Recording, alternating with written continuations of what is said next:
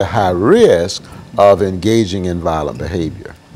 As a matter of fact, in my experience as a minister as well as a psychiatrist, I have found that there's a very high percentage of people who have substance abuse problems who are in jails as well as in prisons. So that's evidence that people who engage in drug abuse are highly prone to end up in corrections. Okay, and Dr. Poe, what we'll do, we'll take this first commercial break and we'll pick up where we left off. And we'll be back with our audience following this very, very short commercial break.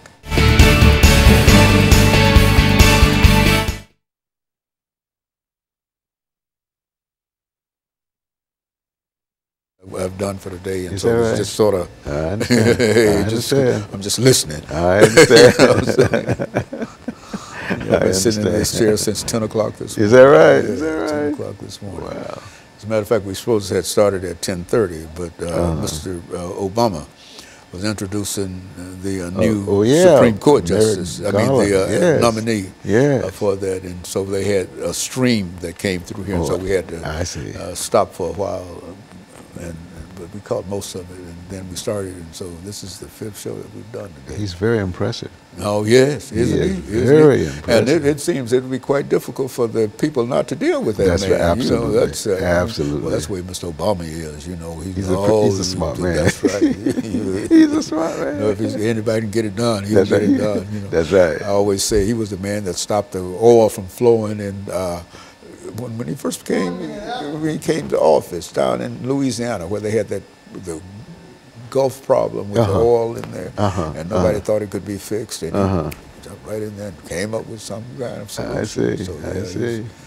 You know, but I think it's at least the ball is in their court. Oh, absolutely. Ain't no doubt about that. Absolutely. And ain't no use me asking you what you think about Mr. Trump.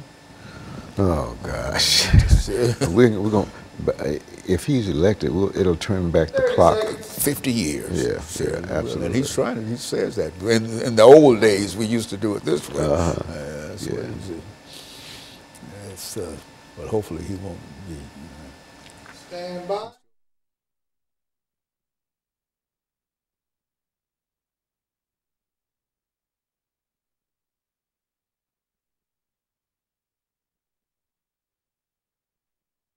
Thank you and welcome back to the second segment of the show for today. We're talking to Dr. CPoe, and the topic is the relationship between mental illness and violence. And Dr. Poe, I think you gave us some information during that first segment indicating that there was a real relationship between mental illness and violence. And so let's pick up where you wish dealing with that topic. Okay. Well, first of all, I just want to say a word about mental illness. It's really a condition which involves a disturbance of one's thinking, emotions, and behavior to the extent that the person has difficulty in their relationships with other people and also in their social or occupational functioning. Violence, I think, at least from my perspective, is an act that does harm or threaten to do harm to another person or persons. And I also believe that violence, it can be often or is often directed at oneself. Anytime I do something that I know is going to do damage to my body and therefore to my mind, to me that's an act of violence. So I believe that the research shows that people who are mentally ill, as I said, are often more the victims of violence rather than the perpetrators of violence. Now, there is a subset of persons who are mentally ill who are more prone to commit an act of violence, such as people who have symptoms such as paranoid delusions, thinking somebody's out to harm or hurt them, or people who have what's called command hallucinations, in which they feel voices are speaking to them, telling them to hurt other people and or telling them to hurt themselves, and people who have other psychotic disorders, which means they're out of touch with reality. Now, there are other factors that contribute to violent behavior other than just mental illness. One is poverty, the other is homelessness, the other is personal adversity, the other is if a person has a family history of violence, or if a person is exposed to violence in their home as a child, this person is much more prone to commit a violent act. If a person has been assaulted in the past, they're more likely to assault someone else. If a person has a parent or parents who have a criminal record, they're more likely to engage in an act of violence. But you know, I want to get back for a moment to violence directed towards oneself. A lot of behavior that people engage in is really acts of violence towards themselves. And of course, if I injure myself, I'm also indirectly injuring other people. For example, smoking does damage. We know it does damage to the lungs. It puts one at risk of developing cancer, lung cancer. To me, that's an act of violence. And yet people ongoing. Continue to smoke. Yet people continue to smoke. Excessive drinking is an act of violence. If it's excessive, of course, it does damage to the liver, to the stomach, and puts one at risk of developing other problems as well. Overeating, whether we might consider that violence or not, if you consistently overeat, then you're more prone to develop certain health problems as well. So there are many things that people do that are acts of violence that are normally not thought of as acts of violence. Good. So the thing about violence is that it's very broad. It's much more than just me assaulting someone or injuring someone or killing someone. It's a much broader concept. I'm reminded of what the scripture says. It says sin is lawlessness. And of course, breaking the law, the assumption is that you have committed a violent act if you break the law.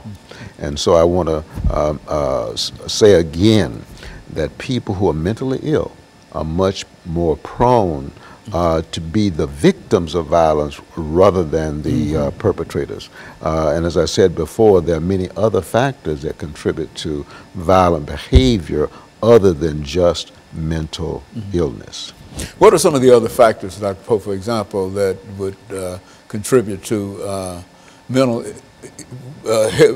illness outside of violence? Okay. Well, I want to make a few comments about factors that puts a person at risk of committing a violent act. For example, if a person has a past history of violence, that puts a person at risk of committing a violent act, whether the person is mentally ill or not. If a person is a substance abuser, as we said earlier, that puts a person at risk of committing a violent act, whether that person is mentally ill or not. If a person has a personality disorder, that is a typical pattern of interacting with other people that's usually maladaptive, such as a paranoid personality disorder, such as a borderline personality disorder, and almost any other type of personality disorder puts one at risk of being violent. Now, especially if the personality disorder also involves another mental disorder, then that puts that person at fairly high risk of engaging in some type of violent behavior. Another factor that increases the risk of violence is excessive stress, especially the stress of being homeless, the stress of being divorced, the stress of losing a loved one due to death. These are the stress of unemployment. These are factors that increase the risk of a person being violent. Of course, poverty is another factor. So these are some of the other factors that puts one at risk of engaging in a violent act, whether that person is mentally ill or not. It seems to me that a person who engages in such violence is really, as you've indicated, doing something that undermines him or her without, do they really recognize that? Is that a symptom of violence when you recognize that you're doing something wrong and continue to do it? Well, I would say that yes. If I'm intentionally doing something that I know is doing damage to me or damage to someone else, then to me that's an act of violence.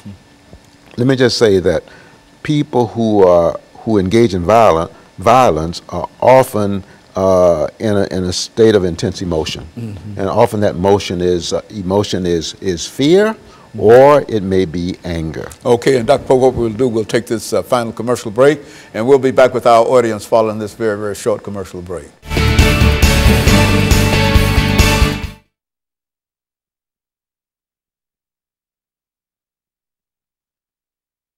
Fear, and Yes, et cetera. yes. And that's a lot of good information to go in here with violence. Okay. Yeah, we've got about 9 minutes in this segment. Okay. That'll be it. Okay. I certainly appreciate you coming out, Doctor. Well, thank you. Thank you. I'm glad to have the opportunity you got to so share. much information, you know. Well, thank you. It's still there. Well, thank you. Thank you. Yeah, I'm 76. I'm 75. Yeah, I see. That's right. That's right. Yeah, 76. We'll be in December the 26th. Is that right? That's right. Okay. Yeah, I was talking to Dr. Morton Young, and she was saying that she was down at A&M College when I was there. Oh, is that right? She left. I think she said she left in '65. Alabama or Arkansas? Arkansas A&M College in Pine Bluff, and knew a lot of the folks that I knew. Is that right? Oh yeah, had Professor Russell and Reed and all, you know, those. Oh man, these were some different kind of folks. I just appreciate having gone there. You know, I learned so much there. I went there believing that a black man wasn't nothing, Dr. Poe. Is that right? Well, you know, that's what I was told. Well, that's true. You know, that's true. It was the first place that I opened my mind to it. You Okay. know? And you know the word we used to, and you know that's the word, that was what I thought. I see. And then after I got there and I found out about black folks, and I just got caught on fire. I see. I said, I got to do something, let the white man know we better than this. I see.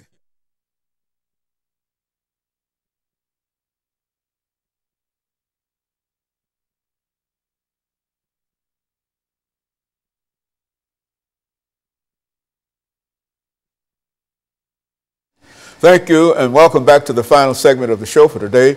We're talking to Dr. CPoe, who's given us some information about the relationship between mental illness and violence. And of course, Dr. Poe, let's end this final segment by simply allowing you to inform our audience as much as you possibly can over the next 8 or 10 minutes in terms of what you think that they ought to know from the session that we're having here.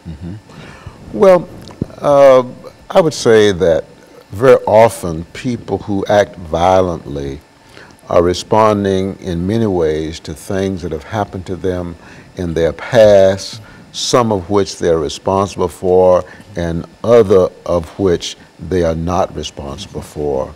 I would say that oftentimes the violence perpetrator has been a victim, and has been a victim of the violence of other people early on in that person's life. Now, that's not to excuse violence, but oftentimes it's a little bit more complicated. There are a lot of overlapping factors that influence people to engage in violent behavior, and I think one of them is fear. Persons who are brought up in an environment in which they are afraid for their security, they're afraid of being put down, afraid of being punished, afraid of being abused, often become violent as teenagers and become violent as adults. And it's interesting that oftentimes the actions that people engage in to reduce their fear ends up in causing damage to their body and to their mind. For example, drugs, that we're seeing that's so widespread today in terms of use and abuse, oftentimes teenagers will turn to drugs in their effort to calm their fear, to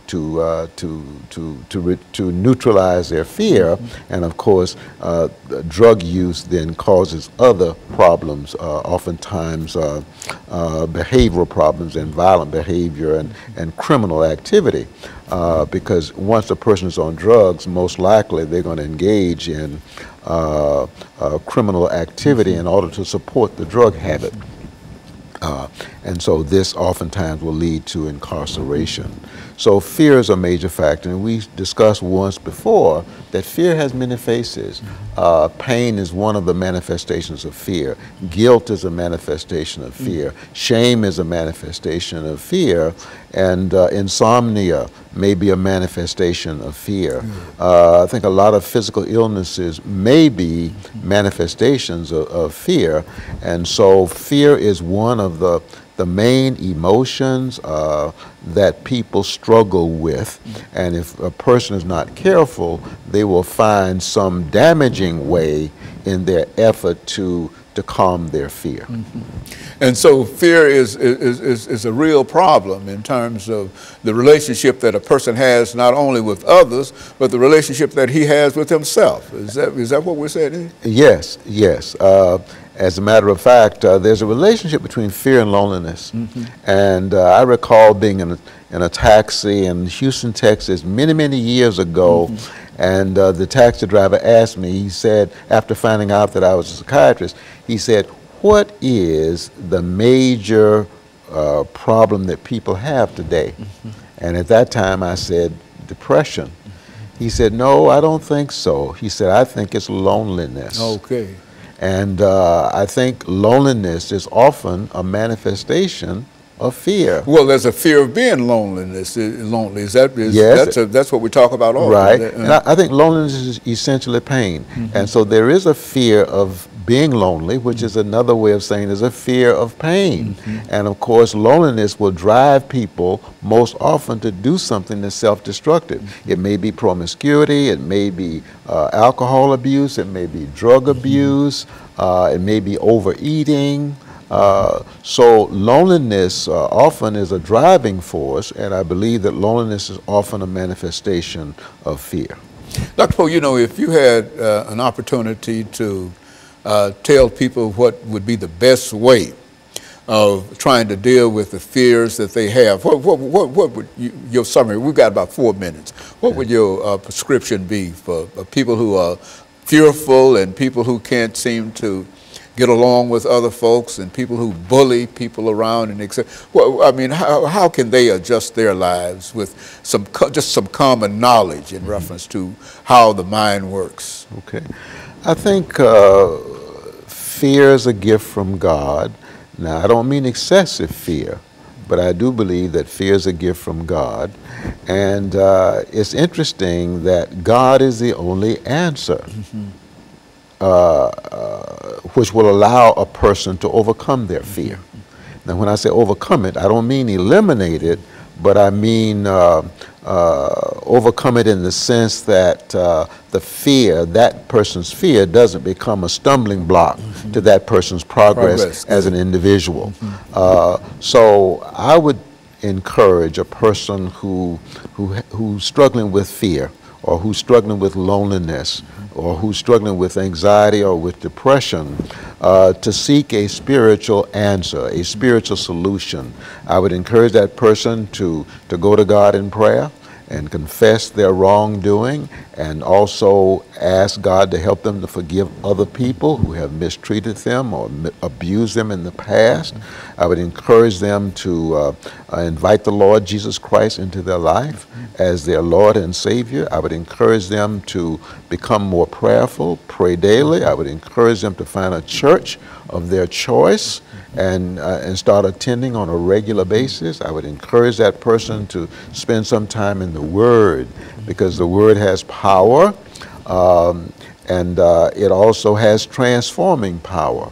So my answer to fear is the practice of faith in God, is the practice of trying to draw closer to God in the ways that I just mentioned: prayer, worship, fellowship with other believers, spending time in the Word.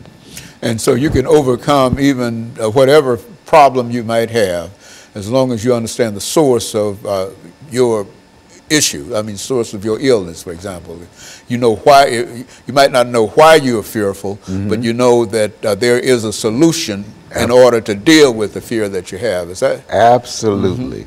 God is the solution to all problems, and God is certainly the solution in terms of enabling a person to overcome their fear. No matter how intense the fear is or persistent it is, God is the answer. Now, it is also true that psychiatric medications help, exercise helps, spending time in the Word, of course, helps, and prayer and worship helps, spending time with other people helps, being forgiving helps, being generous helps. A giver generally feels much better about him or herself than a taker. And so I encourage people to be generous and to be giving. And you mentioned forgiveness, Dr. Poe. How important is forgiveness in all of our lives? Oh, it is so very, very important. I've encountered people in my practice who say, "I will never forgive."